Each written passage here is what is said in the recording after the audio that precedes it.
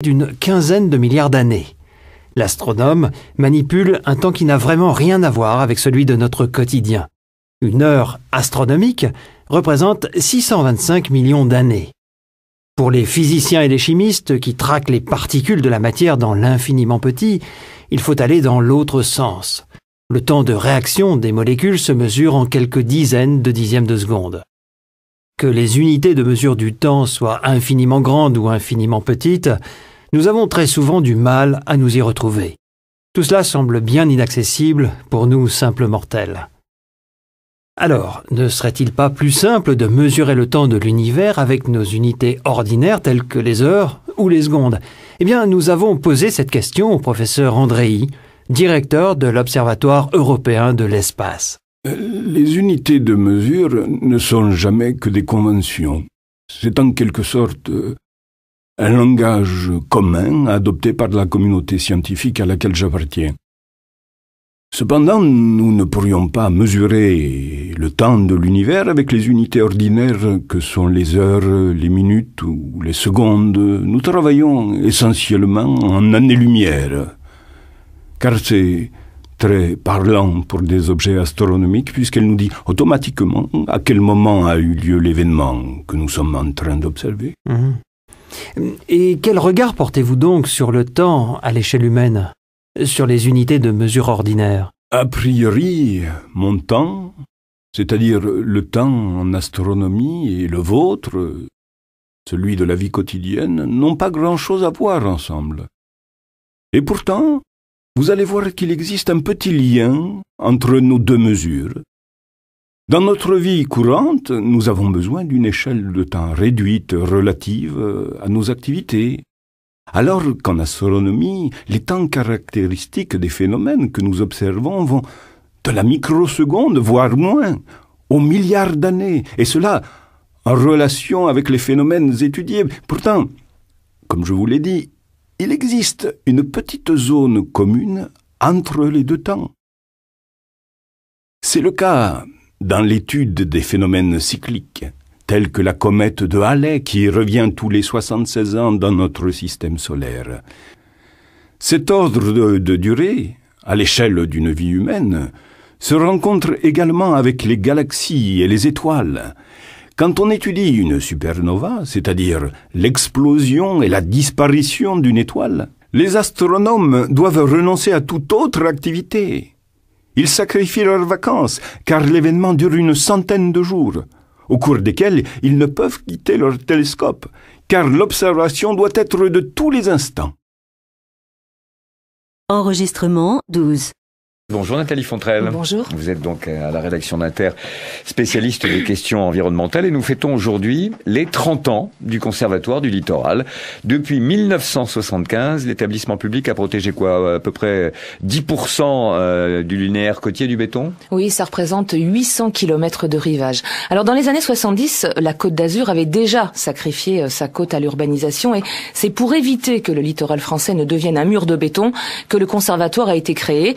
Il rachète depuis les terrains grâce à des fonds publics. Et j'imagine qu'il n'est pas facile pour les communes de choisir entre la protection des paysages et les retombées économiques générées par l'urbanisation. Non, évidemment, mais elles se rendent compte que le vert peut valoir de l'or et que la nature attire les touristes. Et c'est souvent de plus en plus et à la demande des communes que le conservatoire agit. C'est le cas par exemple de l'île Tristan dans le Finistère. C'est en face de Douarnenez, une île auparavant privée, mais les propriétaires avaient du mal à financer son entretien. La mairie a appelé le conservatoire au secours. Monique Prévost est le maire de Douarnenez. Il y a de nombreux promoteurs qui se sont fait connaître et je pense qu'on aurait eu une résidence de luxe, des hôtels ou voilà. Quelque chose qui du coup était aussi un peu confisqué parce que l'avantage quand même de cette situation, c'est que l'île fait partie du patrimoine commun et que les douarnenistes y ont accès. Ils ont été très surpris les premières fois qu'on a fait des portes ouvertes parce que très peu de douarnenistes étaient venus sur l'île. Et il y a eu un engouement très fort et je pense que ça aussi c'est important que cet espace qui est assez magique ne soit pas réservé à une élite, à un petit groupe de personnes. Et tous les terrains, Nathalie Fontrelle, acquis par le conservatoire sont effectivement ouverts au public. Et ils sont très fréquentés. Imaginez 30 millions de visiteurs par an. Ça devient d'ailleurs problématique parce que l'entretien coûte de plus en plus cher. Marie Bonnet est la directrice adjointe du Conservatoire du Littoral. On est aujourd'hui propriétaire de 75 000 hectares. On ambitionne d'avoir atteint plus de 200 000 hectares en 2050 et on a des travaux d'aménagement et de réhabilitation extrêmement importants sur ces terrains. Et ça relève de la responsabilité du conservatoire. Et bien évidemment, plus les surfaces détenues, plus le patrimoine du conservatoire s'étend, plus ces travaux d'aménagement coûtent et mobilisent notre budget. Aujourd'hui, sur un budget d'acquisition d'à peu près 18 millions d'euros, on en a 7 qui sont consacrés aux travaux d'aménagement. Mais justement, n'est-il pas dommage d'aménager des espaces sauvages ? Oui, sans doute, mais sinon le verre devient victime de son succès. Il faut donc recourir au génie écologique, comme il existe le génie civil. Il y a un exemple célèbre, c'est la pointe du Raz. Denis Bredin est le délégué du Conservatoire du Littoral pour la Bretagne. Quand on acquiert des sites très dégradés, c'est le cas par exemple de la pointe du Raz, bien évidemment on se doit de faire quelque chose. Il n'y avait plus du tout de végétation à la pointe, vous aviez un grand parking, vous aviez cité commerciale et tout autour, même plus un réseau de sentiers, vous n'avez plus de végétation, on avait la roche-mère à nu. Donc le choix a été de créer ex nihilo des sentiers pour que les gens soient quelque part guidés par le confort, pour éviter d'avoir envie d'aller en dehors de ce sentier. Un phénomène très simple, c'est quand vous êtes sur un sentier avec des flaques d'eau, vous évitez la flaque d'eau. Si votre sentier n'est pas bien drainé, petit à petit, vous n'avez pas un sentier d'1,50 m de large, mais 3 mètres, 4 mètres et ainsi de suite. Donc tout ça, ça fait partie du savoir-faire qu'il a fallu acquérir, comment traiter les passages d'eau pour avoir des sentiers qui soient confortables et qui évite que les gens n'aient la nécessité d'en sortir. Bien évidemment, il y a une certaine artificialisation. Mais le constat, c'est qu'actuellement, depuis 10-15 ans, avec une fréquentation qui a augmenté sur le littoral 2, 3, 4, voire 5 fois dans certains secteurs, en termes de nombre de personnes, vous avez des sites en meilleur état qui accueillent plus de personnes. Et comment le conservatoire finance-t-il la protection du littoral et l'accueil du public ? Un budget est voté tous les ans par le Parlement, un budget qui n'est pas toujours d'ailleurs à la hauteur des enjeux. Les dons, vous pouvez donner de l'argent, vous pouvez léguer des sites. Les entreprises privées, 9 fondations, Total, EDF ou encore la Banque Populaire aident le conservatoire. Et puis ça, c'est nouveau, la vente de produits partage.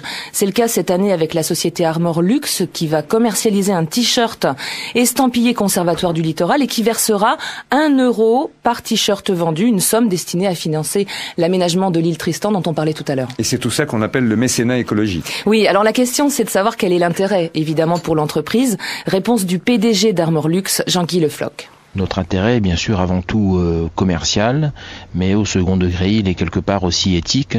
On milite dans l'entreprise depuis 60 ans pour faire vivre des gens ici en Bretagne et avec le conservatoire, on a trouvé un vecteur de communication qui nous permet de vendre, j'espère, plus demain qu'aujourd'hui. Parce que vos produits sont plus chers ? Alors, nos produits sont fabriqués essentiellement en France, donc ils sont forcément plus chers que les produits chinois. Mais le consommateur a besoin quelque part aussi d'afficher son credo, ses croyances. Et le fait d'afficher un t-shirt fabriqué à Quimper avec en plus le logo du Conservatoire du Littoral, c'est bon, il aime bien, il achète et voilà, tout le monde s'y retrouve. L'entreprise, la marque et le conservatoire. Et si vous avez envie de visiter sur le papier avant d'aller sur le terrain, un très beau livre vient de paraître. Le Conservatoire publie cet ouvrage qui a pour titre aux éditions Gallimard, qui a pour titre Le Tiers sauvage, livre publié pour fêter ses 30 ans. C'est un livre qui est préfacé par Éric Orsena, signé de Éric Fotorino, avec des photographies, Nathalie Fontrelle, qui sont magnifiques. Elles sont magnifiques et les textes sont très beaux aussi. Enregistrement numéro 13.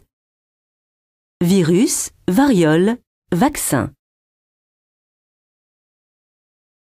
Depuis qu'aux États-Unis, une série d'attaques au bacille du charbon a défrayé la chronique, la peur des armes chimiques et bactériologiques s'est installée.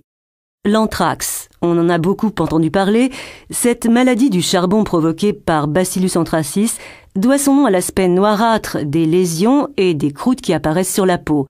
Ce qui effraie dans l'anthrax, c'est qu'au bout d'une quinzaine de jours, la maladie évolue vers une véritable détresse respiratoire qui entraîne le plus souvent la mort. Les armes chimiques. On le sait aujourd'hui, un petit groupe de personnes, voire un homme seul, ayant les connaissances nécessaires, peut fabriquer des armes chimiques, gaz moutarde, cyclone B ou gaz sarin. S'agissant des armes biologiques, les plus à craindre sont l'anthrax, dont on vient de parler, le virus Ebola, le bacille de la peste pulmonaire et le virus de la variole. Alors il faut bien savoir que le caractère particulièrement contagieux de la variole en fait une arme redoutable et efficace. Selon le biophysicien Stephen Block de Stanford en Californie, je cite, « Il suffit qu'on dissémine le virus dans le système d'aération d'un vol international où l'air recyclé infecterait de très nombreux passagers pour que ceux-ci partent à leur tour infecter les personnes au sol. » Ian Simpson, bienvenue. Vous entendez tout ce qui se dit depuis quelque temps sur la variole, n'est-ce pas? On peut avec raison se demander si cette maladie est vraiment bien morte. Votre avis est bien entendu celui de l'Organisation mondiale de la santé. Oh, c'est très difficile à dire parce que on n'a pas vu un cas de variole depuis les années 70 et en 80, l'OMS a déclaré que la variole, comme vous dites, est morte. Alors, il existe la variole seulement dans les laboratoires. Il y a 2 laboratoires de référence, un en Russie et l'autre aux États-Unis, à Atlanta.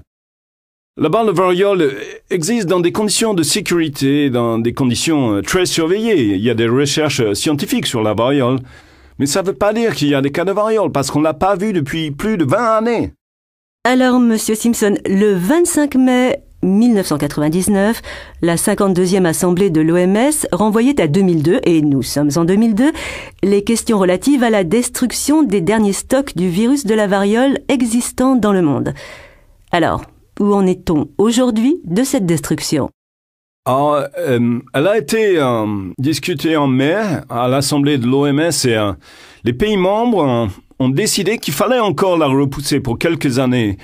Il n'y a pas encore de nouvelles dates pour la destruction des stocks, mais ils ont décidé qu'en 2005, il y aurait un débat, un rapport sur les progrès faits dans les recherches scientifiques. Et si on est arrivé au bout des recherches, l'Assemblée dira s'il faut détruire tous les stocks.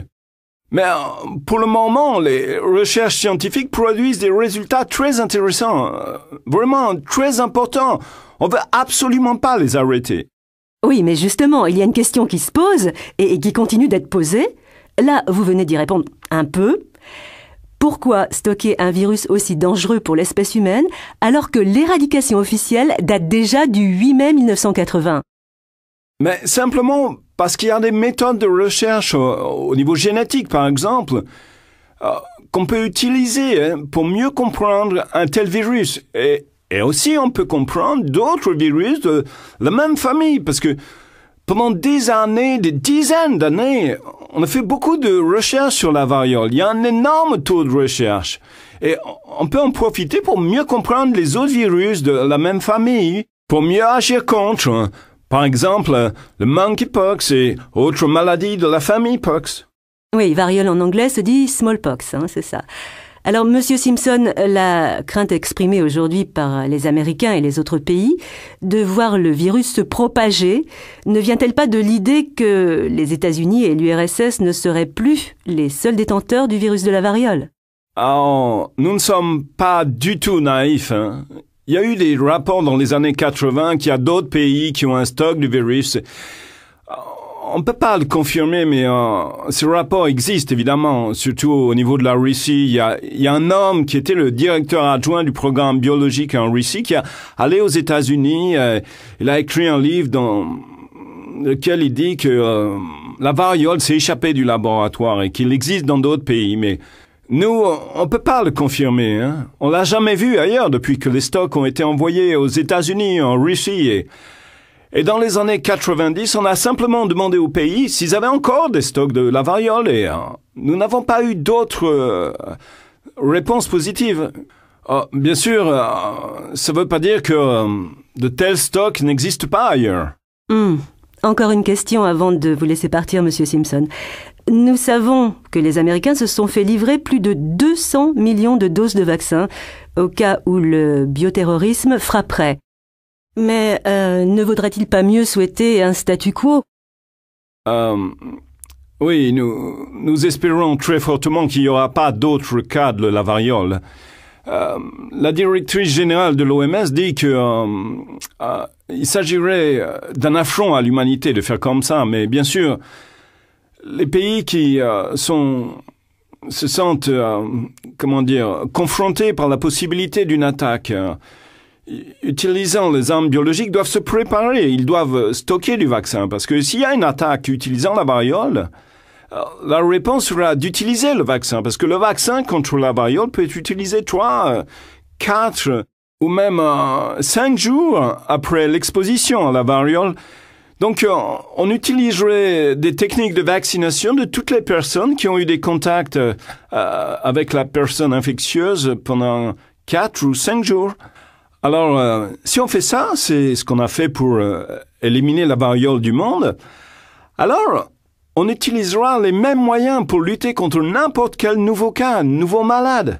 Bien, Monsieur Simpson, je vous remercie infiniment pour votre contribution à cette émission. Merci beaucoup. Enregistrement numéro 14. 1001 lits. Dès la nuit venue, tous les habitants de notre bonne vieille planète dorment à point fermé. Mais dorment-ils tous de la même façon ? Vous vous en doutiez, eh bien non, notre bon vieux matelas n'a pas le monopole. Et c'est ce que nous révèle l'étonnante exposition qui a ouvert ses portes lundi à la Cité des Sciences et de l'Industrie, 1001 lits.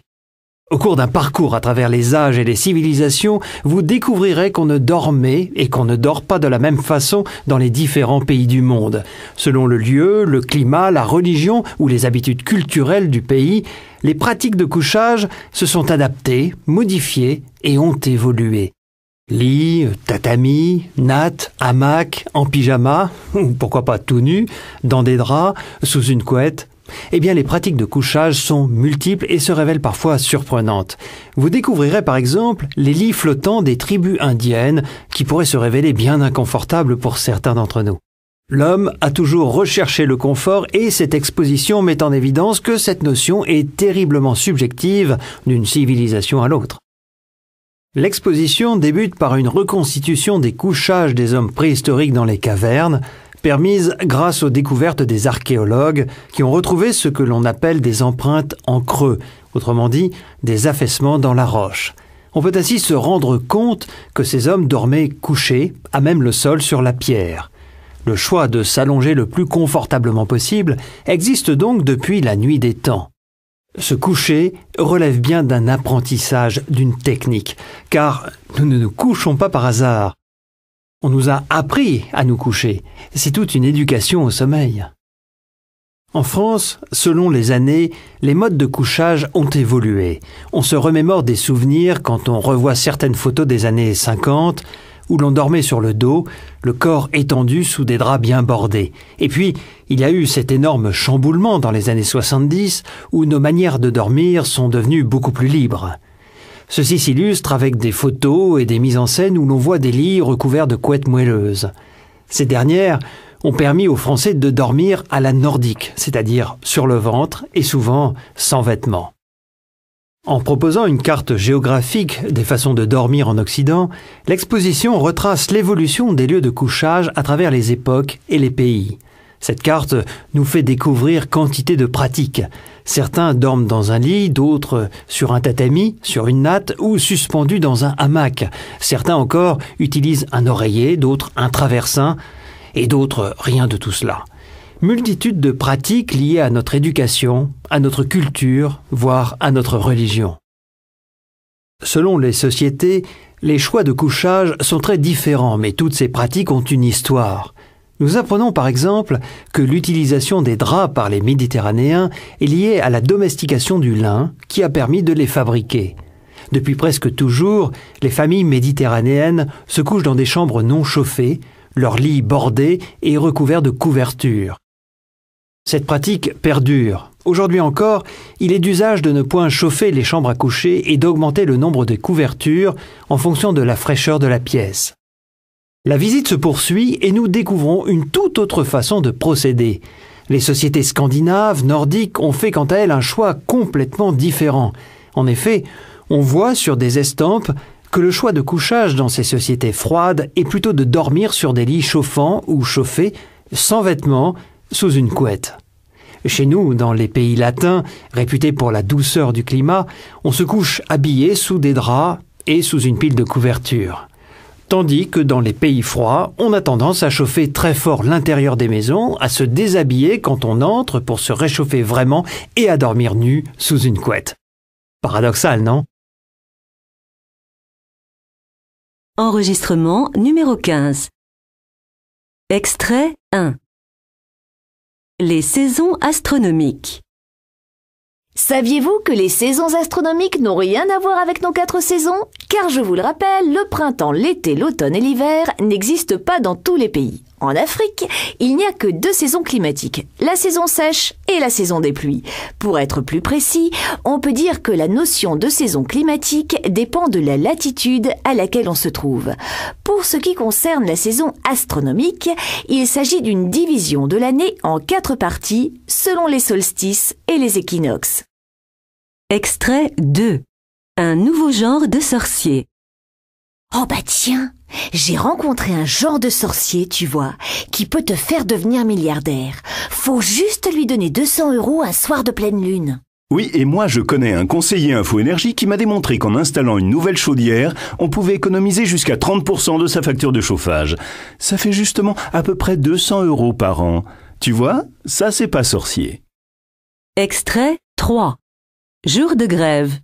Défense du service public en France. C'est classique, vous le savez, il y a les pour et les contre. Ceux qui estiment que les fonctionnaires payés par les contribuables ne sont pas à plaindre, loin de là, et sont là pour servir le public, et puis ceux qui pensent que les revendications sont légitimes. Quelques réflexions recueillies hier dans les rues de Paris par Brunissant de Zourdan.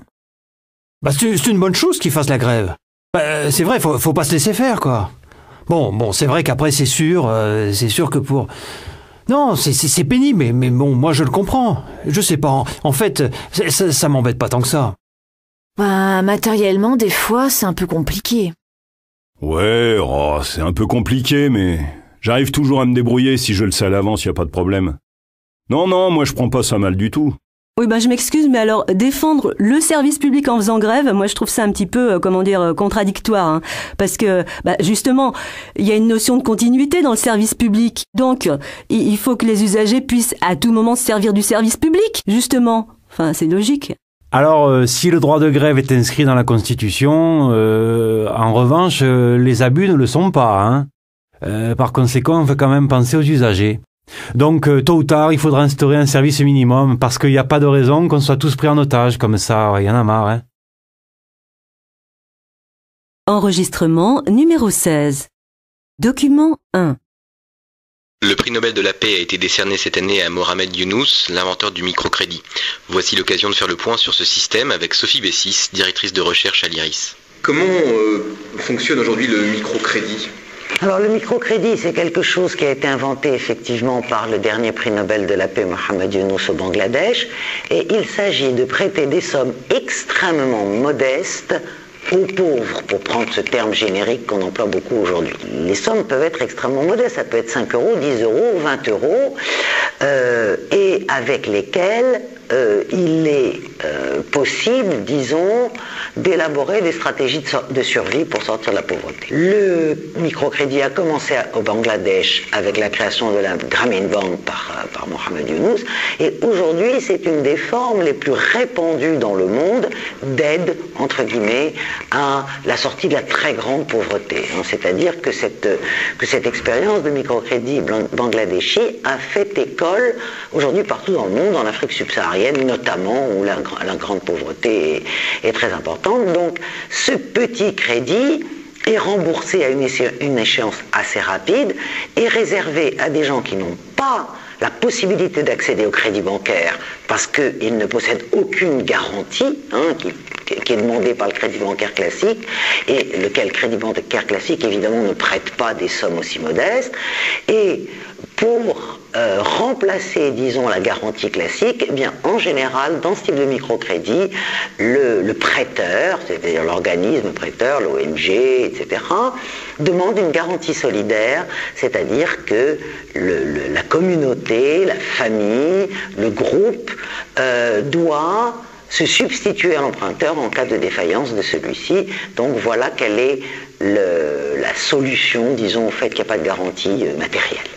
Quel bilan on peut tirer aujourd'hui de ce développement du microcrédit dans le monde? Est-ce que c'est une solution qui est réservée aux pays en développement ou est-ce qu'on assiste dans les pays du Nord à un développement de ce type de prêt? Première approche, bilan très positif dans la mesure où effectivement le microcrédit a pu servir à la création de groupements productifs, à la sortie de la très grande pauvreté, etc. Mais enfin, c'est quand même quelque chose d'extrêmement controversé, le microcrédit aujourd'hui. D'abord, parce que beaucoup disent qu'il ne s'agit pas d'un instrument de développement, mais un instrument de survie. En réalité, ça permet de sortir de la très grande pauvreté en utilisant des petits commerces minuscules, etc., de planter 3 aubergines et 4 tomates, d'acheter des semences, mais que le microcrédit ne permet pas d'accéder à l'étape supérieure, qui est l'étape du développement, l'étape de l'accumulation, en réalité. Ça, c'est une critique très importante qui a été faite. Et deuxième critique qui a été faite, il s'agit d'une solution technique, disons, à la sortie de la pauvreté, qui peut être tout à fait pertinente et qui peut être totalement utile dans un certain nombre de cas, mais les grands bailleurs de fonds aujourd'hui estiment et font comme si une solution technique pouvait remplacer le problème politique que constitue la pauvreté au niveau mondial. Pour l'instant, si vous voulez, 99% de ce microcrédit a lieu dans les pays en développement. Mais il y a quelques petites expériences intéressantes dans un certain nombre de pays du Nord. Si je ne me trompe pas, aux États-Unis, mais même en France aussi, de développer des systèmes de microcrédit à l'intention des plus pauvres également. Document 2.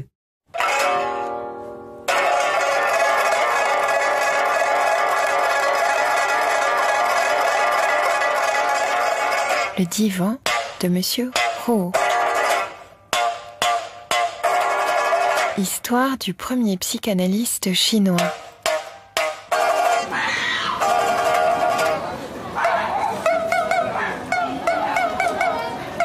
Un feuilleton documentaire de Marie-Hélène Bernard.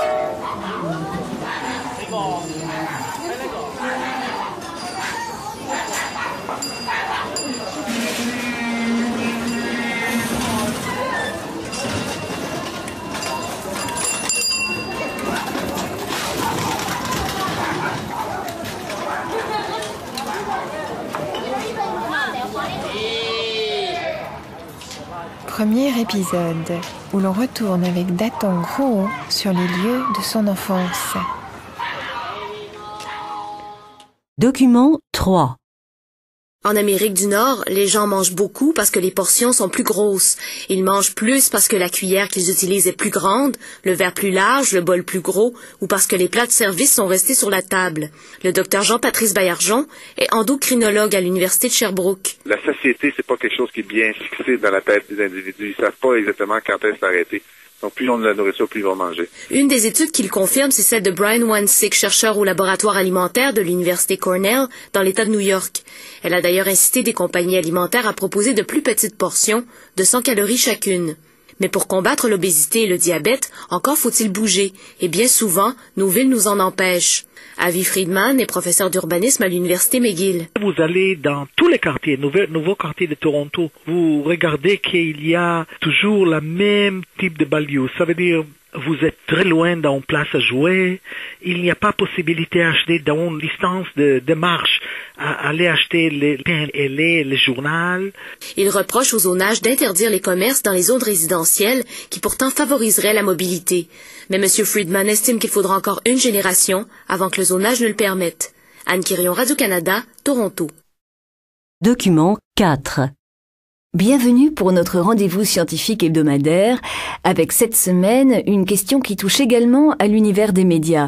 Le documentaire scientifique doit-il obligatoirement être objectif ? La science était jusqu'ici peu présente, aussi bien sur le petit que sur le grand écran. Cependant, depuis quelques années, de nombreuses chaînes accordent une place de plus en plus importante aux documentaires traitant de sujets scientifiques. On a pu observer de véritables succès d'audience avec des productions sur les origines de l'homme comme Le Temps des mammouths ou encore L'Odyssée de l'Homo sapiens de Jacques Humry. Au cinéma également,